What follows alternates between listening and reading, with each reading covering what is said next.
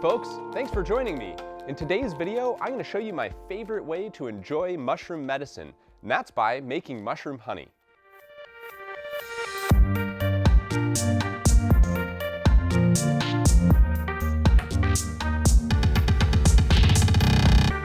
Never give up!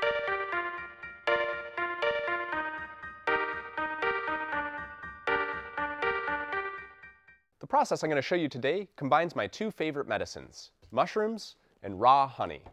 This process can be used for any type of medicinal mushroom. You can use reishi, lion's mane, cordyceps, or a variety of your choice. The basic process is very simple. We grind our mushrooms and we mix it with honey. But this won't last very long, so if we want to keep it around, it's worth going through a little extra trouble. I'll go over all the supplies you need, all the supplies you might want, and then we'll dive into the process. But first, I'll let Professor Sporadicus explain a little bit more about medicinal mushrooms and why extraction is important.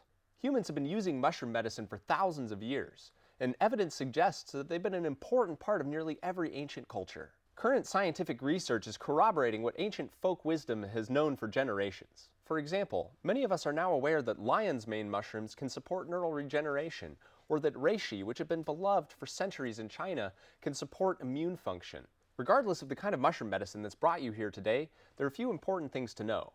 For one thing, mushrooms are made of chitin, which is an extremely dense, woody material, and we as humans cannot actually digest it. So if we just eat whole, unprocessed mushrooms, we're only getting a very small proportion of their medicinal potential. Plus, that can lead to some stomach upset. In order to get the most out of our mushrooms, we have to figure out how to open up that chitin structure, pull out the medicinal compounds that we're interested in, and then preserve them in a bioavailable state for consumption later. There are many different methods out there for extracting mushroom medicine, and most of them are tailored for specific compounds. Different compounds have different solubility in alcohol, water, fat, for example. One common way that people like to make mushroom medicine is to extract using several different methods and then combine the results at the end. Now, I'm a little bit old school, so I personally prefer to get the whole, unprocessed mushroom medicine as often as possible. I believe that there's actually a lot of trace elements in most of these fungi that are interacting with each other to create a more potent medicine than if we just extract the most active compounds. That's why, personally, my favorite way to make mushroom medicine is to grind the whole dried mushrooms and mix them with honey. As they say, a spoonful of sugar helps the medicine go down, and mushroom honey is an extremely gentle but very effective way of delivering a powerful dose of whatever our chosen medicinal compounds may be. Plus, it keeps well. Now, when it comes to extracting mushroom medicine, there's a little bit of a conundrum that we have to face. Many of the compounds of interest are highly reactive and will degrade in the presence of oxygen. So, once we open up the cellular structure of our fungi, it does make those compounds more bioavailable, but it also means that they'll oxidize and lose their potency very rapidly.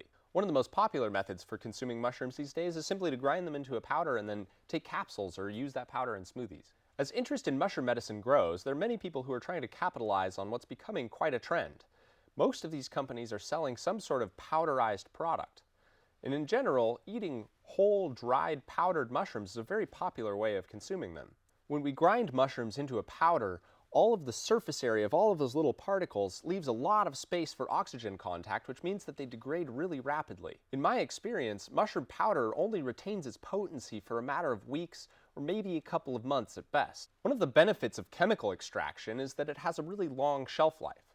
Especially when we're making dual or triple extract tinctures, we add a fair amount of alcohol, and that will help preserve the stability. Another obvious solution to this conundrum is simply to grind your mushrooms fresh every time. What you'll be seeing today is another approach that allows us to keep the mushroom medicine whole, unprocessed, and complete.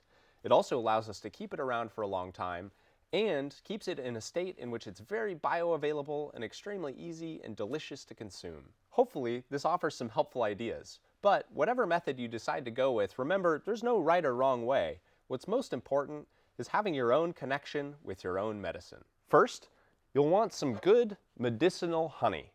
I personally am a big fan of finding a local beekeeper who treats their bees well, and getting it local is an important part of the medicinal benefit of the honey. Working with honey can be a real mess, so to make it a lot easier to mix and stir, it's also really good to heat it. But to preserve the medicinal benefits of the raw honey, we only want to ever get it up to about body temperature and not much higher. So it's really good to have a device that can help you do this. One simple solution is a crock pot, which you can usually find at a second-hand shop, and just make sure that it has a setting for keep warm. If you run it on low, that'll actually cook it a little too hot. Another device that I find extremely helpful for this, as well as for other parts of the mushroom cultivation process, is an instant pot. I wouldn't go buying one just for this process, but if you already have one lying around, you can use the yogurt feature. If you set it on the low setting for yogurt, it will actually hold the honey at about 94 degrees, which is perfect. The other ingredient you'll need, of course, are some medicinal mushrooms. And this process can work for extracting and preserving any of the medicinal mushrooms of your choice. You can use any mushrooms that you've foraged and accurately identified from the woods, some that you found at your local farmer's market, or better yet, you can grow some yourself. I sell all-in-one grow kits of lion's mane, reishi, and other medicinal mushroom varieties on my website at fungia.life. And I have a whole video on how to grow mushrooms the easy way using the Fungia Cube Kit in conjunction with the liquid culture from our sponsor at truebluegenetics.org. And once you have your medicinal mushrooms, you'll also need to dry them completely, as any residual moisture could spoil the honey. Then you're also going to need a way to grind up those dried mushrooms. One thing I find works really well for this is a magic bullet, partly because it keeps all the mushroom powder contained inside of this sealed vessel.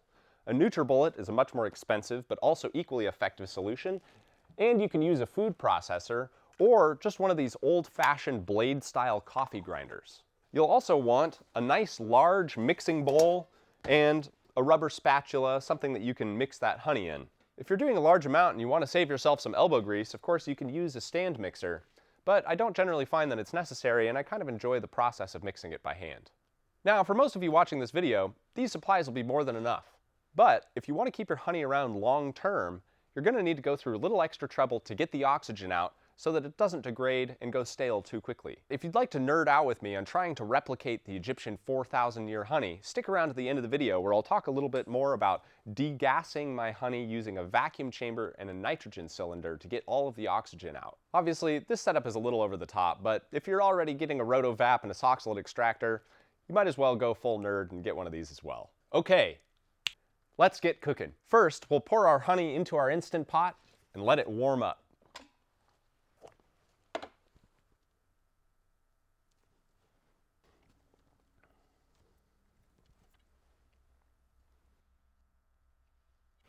Oh bother, what a mess. A bit of the nectar.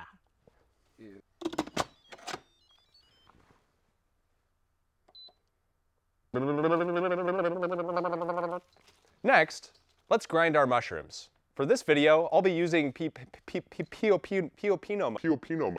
mushrooms.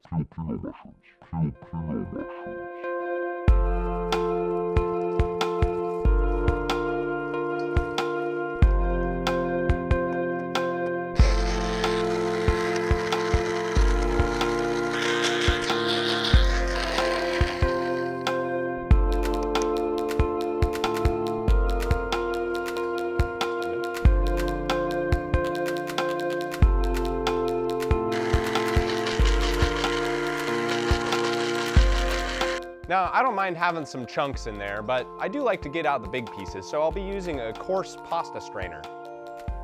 Mind the spores.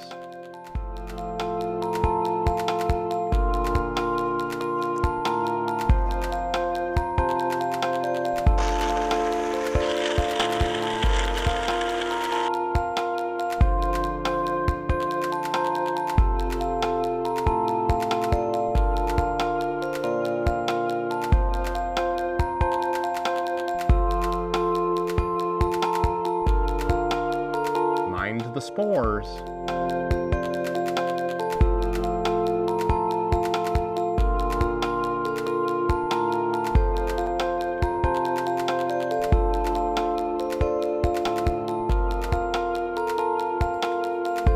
All right, now we're ready to mix the two together.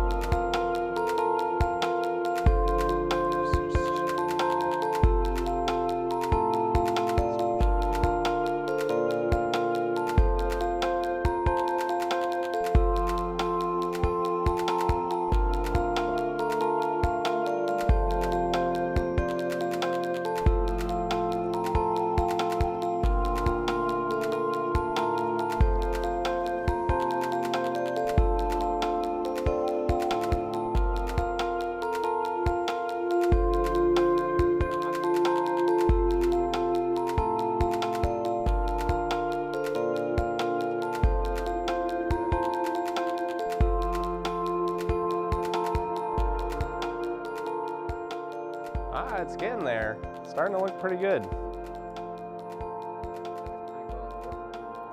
All right, so now I'm gonna,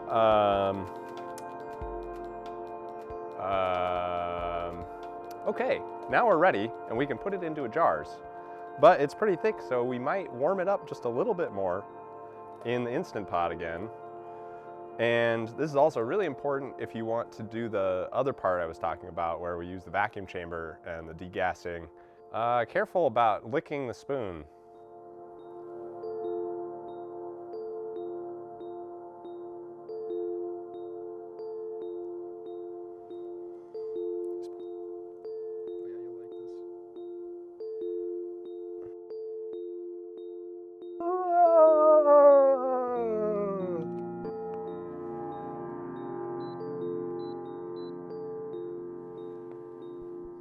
All right, so now we've got our beautiful medicine here. It's getting warmed back up again, so it's a little easier to work with. We can just package that straight away into our jars, and then the ones that we're not going to use right away, we could stick in the freezer. However, as you're going to see here in a little bit, there's an incredible amount of air that's all contained in the powder that we mixed into that honey, as well as some that was already in the honey to begin with. If we do nothing about it, all of the oxygen and all of the air that's integrated into this mixture will degrade the precious medicinal compounds, and it'll lose its potency pretty rapidly. So what I'm going to do is try to suck as much of the oxygen out as possible using a cheap vacuum chamber. As we pull a vacuum, the honey that we put in here is going to expand several times its volume, so we actually only want to put a little bit at the bottom and do a small amount at a time.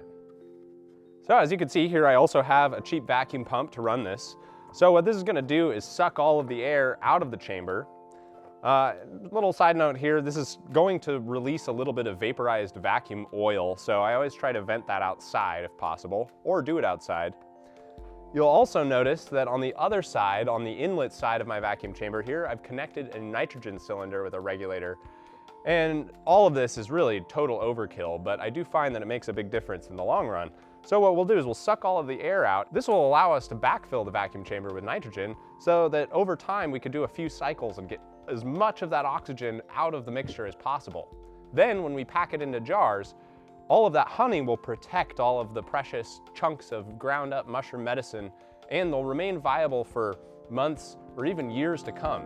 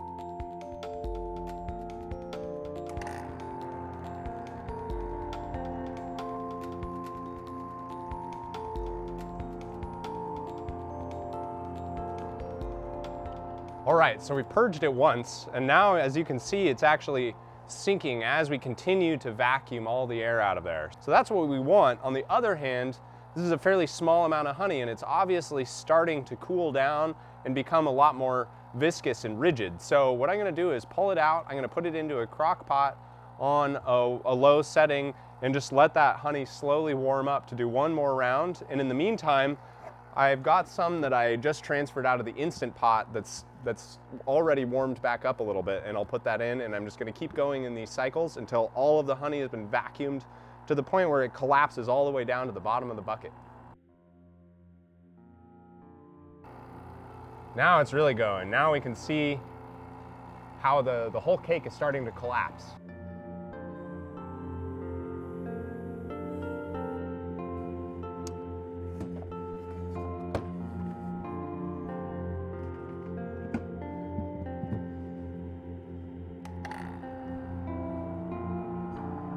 So we want to make sure the lid's on real good and tight.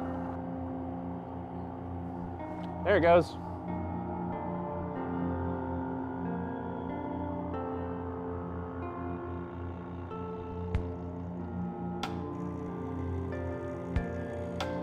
It's like the surface of the moon. It's a-boiling.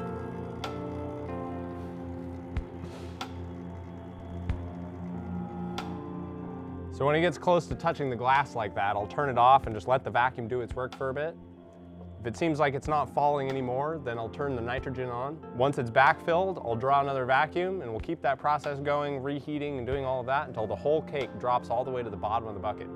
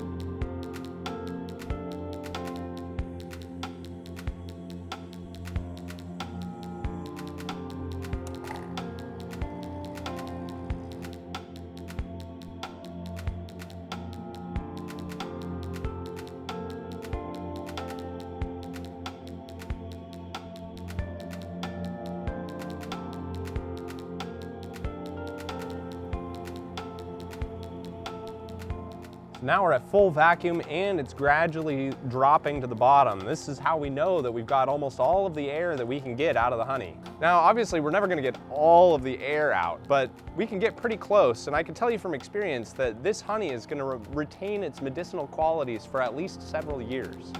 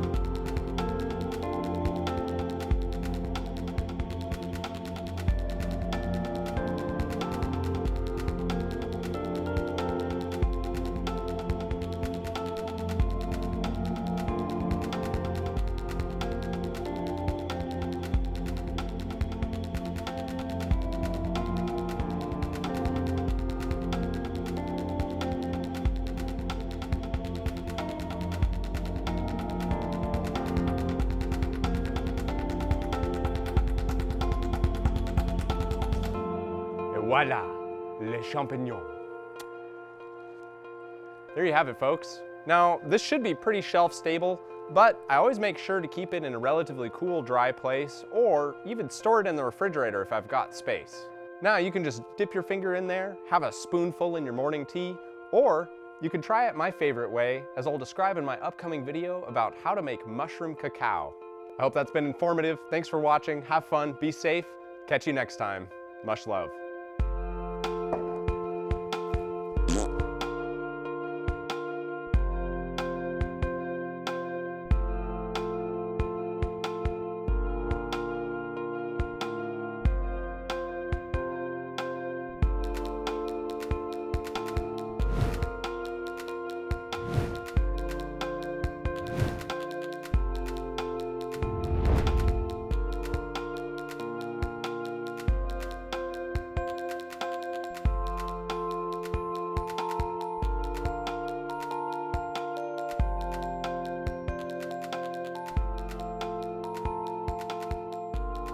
Mind the spores.